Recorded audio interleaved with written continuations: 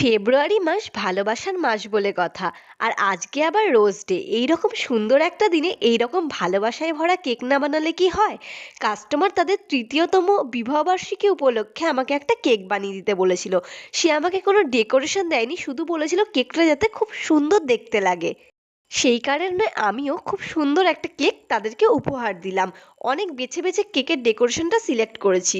সাদা ক্রিম দিয়ে কেকটাকে আইসিং করে নিয়ে কেকের ওপর চকলেট দিয়ে একটা ছোট্ট গাছ ড্র করেছি। আর সেই গাছে থাকবে অনেক হার্ট। এই হার্টগুলো ফন্ডেন্ট দিয়ে আমি বানিয়ে নিয়েছি লাল আর গোলাপি কালারের মধ্যে। আর নিচে যেই ছেলে মেয়েটাকে প্রপোজ করছে এইগুলো আমি একটা কাটার দিয়ে ফন্ডেন্ট কেটে তৈরি করে নিয়েছি। কাস্টমারের প্রথমবার কেকটা ফটো পাঠানোর পর দেখেই তো কাস্টমারের রিয়াকশন খুব ভালো ছিল। সে দেখেই অত্যন্ত প্রেমে পড়ে গেছিল কেকটার। আর সেকেন্ড যেই কেকটা সেটা আমি এর আগেও বানিয়েছি। তোমাদের কেক দুটো কেমন লাগলো অবশ্যই জানিও, ভালো লাগলে সাবস্ক্রাইব